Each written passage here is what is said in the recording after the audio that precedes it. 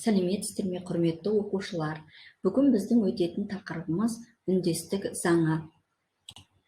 Үндестік заңы дегеніміз сөз ішіндегі дауысты дыбыстардың бірыңғай жуан немесе жіңішке болып үндесуі. Сонымен қатар тұрған екі дыбыстың бір-біріне ықпал етіп үндесуі. Жалпы үндестік заңының екі түрі бар. Ол буын үндестігі және дыбыс үндестігі. Келесі видеолар арқылы осылар жайлы толық ақпарат ала аласыздар. Жалпы буын үндестігі түбір сөзде де, оған қосылатын қосымшада да дауысты дыбыстары жуан болса, оған жалғанған қосымшаның да дауысты дыбыстары жуан болу керек. Егер жіңішке болса, жіңішке болу керек. Яғни осындай жағдайда біз үндестік заңына бағынған деп атаймыз. Мысалы, бала десек, осы жердегі а жуан, осыған лар дегенді қоссақ, ол да жуан болып тұр. Біз балалер десек, онда ол қате, өйткені жіңішке. Яғни мынау дұрыс. Жуан болса жуан, жіңішке болса жіңішке болу керек. Сонымен қатар үндестік заңы қатар тұрған екі дыбыстардың бір-біріне ықпал етіп үндесуі. Жаңа айттым, жуан болса жуан, жіңішке болса жіңішке болып қосылуы. Сонымен қатар мысалы кітап десек, кітап, осыған кітабы десек, мына п-ның б-ға өзгеруі, яғни ы дыбысының б-ға жасаған ықпалы арқылы да үндестік заңына бағынатын сөздер деген сөз. Буын үндестігі. Буын үндестігі сөз ішіндегі және сөз бен қосымша арасындағы дауысты дыбыстардың бірыңғай жуан немесе жіңішке болып үндесуі. Сөзге қосымша буын үндестігі арқылы жалғанады.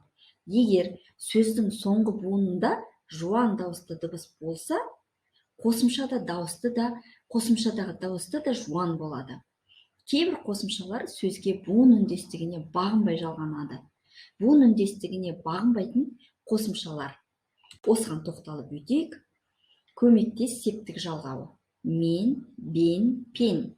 Мысалы, ақ пен, аң мен, тұз бен. Ақ пен, ақ, а жуан дауысты дыбыс, оған жалғанған қосымша пен, жіңішке дауысты дыбыс. Яғни буын үндестігіне бағынбай тұр. Сонда көмектес септігінің жалғаулары буын үндестігіне бағынбайды екен. Екінші, тәуелдік мағынадағы жұрнақ. Нікі, дікі, тікі. Мысалы, асандікі, баланікі. Асан, а жуан, дікі дегендегі жіңішке, яғни бұл да буын үндестігіне бағынбайды екен. Үшінші, зат есімнің рең мәнін тудыратын жұрнақтар. Еке, ке, сымақ, тай, жай. Мысалы, басеке, кісі сымақ, шешетай, әкежан. Басеке, бас, яғни бір бастық. Бұл жерде мағына а жуан, еке деген жалғанған қосымша жіңішке болып тұр. Яғни бұл да буын үндестігіне бағынбайды екен. Төртінші, белгілі бір сөздерге жалғанатын шет тілінен енген жұрнақтар. Олар паз, қор, қой, қой, гөй, кер, гер, кеш, ист, изм, бан, тал, хана, оф, ев, оба, ева, ин, инна, бей, би, кес. Мысалы, әсемпаз, еңбекқор, әзілқой, арбакеш, ақылгөй, жұмыскер, сезімтал. Әсемпаз, әсем, яғни осы жердегі жіңішке, жіңішке, оған жалғанған паз, жуан болып тұр. Яғни шет тілінен енген жұрнақтар, яғни дыбыс үндестігіне бағынбайды екен. Қарай кеттік. Сонымен қатар мынандай жағдайда буын үндестігі сақталмай, дауысты дыбыстар жуан жіңішке болып араласып келеді. Бірінші, күрделі сөздерде буын үндестігі сақталмайды. Қос сөз. Мысалы, аман есен асты үсті. Асты үсті. Асты дегенде жуан. Оған тіркесіп, қосарланып жазылып тұрған үсті жіңішке, жіңішке. Және біріккен сөздер. Мысалы, баспасөз, көзқарас. Баспа бір түбір, сөз бір түбір. Баспа сөз.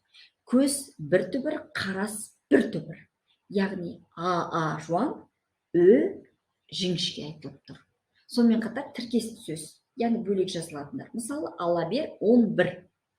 Мысалы, ала жуан, бер жіңішке. Осындай жағдайда да буын үндестігіне бағынбайды екен. Екінші, кірме сөздерде буын үндестігі сақталмайды. Бізде араб тілінен, орыс тілінен, парсы тілінен енген сөздер бар. Мысалы, араб тілінен кітап, мұғалім, қазір. Кітап. Мен мына жерде қате жазып кеткен екенмін, кешірім сұраймын. Мұғалім, мұға, яғни жуан болып тұр да, жіңішке болып тұр, Орыс тілінен енген сөз, мысалы, кино, театр, алгебра. Осы жерде де кино, жіңішке болса, о жуан. Парсы тілінен рәсуа, күнәһар. Мысалы, күнә жіңішке болса, хар жуан болып тұр. Яғни басқа тілден енген сөздер дыбыс үндестігіне бағынбайды екен. Сонымен қатар кірме сөздерге жалғанатын қосымшаларға қатысты жағдайлар да бар. Осы жерде де буын үндестігіне бағынбайтын нұсқа бар. Осы видеодан толық нұсқаны көріп ала аласыздар. Тыңдағандарыңызға рахмет. Кірме сөздерге жалғанатын қосымшаларға қатысты жағдайлар да бар. Осы жерде де буын үндестігіне бағынбайтын нұсқа бар. Осы видеодан толық кірме нұсқаны сөздерге көріп қатысты. ала аласыздар. Әріптеріне аяқталған сөздерге қосымша жіңішке түрде жалғанады Кірме екен. сөздерге жалғанатын Мысалы, қосымшаларға қатысты жағдайлар да бар. Осы Яғни жерде бұл буын жерде үндестігіне жіңішке ғана. бағынбайтын нұсқа бар. Парктен Осы видеодан келдім. толық нұсқаны көріп ала Парктан аласыздар. келдім десек, ол қате болып саналады. Тыңдағандарыңызға рахмет. Мысалы, танкі. Кірме сөздерге жалғанатын қосымшаларға қатысты жағдайлар да бар. Осы жерде Танкіні. буын үндестігіне бағынбайтын нұсқа бар. демейміз. Осы видеодан толық Яғни нұсқаны сіздерге көріп түсінікті ала деген ойдамын. аласыздар. Енді Тыңдағандарыңызға рахмет. жіңішкелік Кірме сөздерге әрпіне жалғанатын аяқталған қосымшаларға сөздерге қатысты қосымша жағдайлар да бар. бұл жерде де Осы жерде жіңішке буын болып жалғанады үндестігіне екен. бағынбайтын Мысалы, роль. нұсқа бар. Осы видеодан толық нұсқаны көріп ала рольді. аласыздар. Тыңдағандарыңызға рахмет. Ал енді Кірме рөлі. сөздерге жалғанатын қосымшаларға қатысты егер жағдайлар да бар. Осы мягкий жерде знак де буын жаңағы үндестігіне жіңішкелік белгісімен бағынбайтын аяқталған нұсқа бар. сөзге Осы жалғанатын видеодан қосымша толық дауысты нұсқаны болса, көріп ала мынау түсіп аласыздар. қалады. Тыңдағандарыңызға рахмет. Яғни рөлі. Кірме мына сөздерге жіңішке жалғанатын түсіп қалады. қосымшаларға Ал қатысты дауыссыздан жағдайлар да басталса, бар. онда түспейді. Осы Ол жерде де буын жазылады. үндестігіне бағынбайтын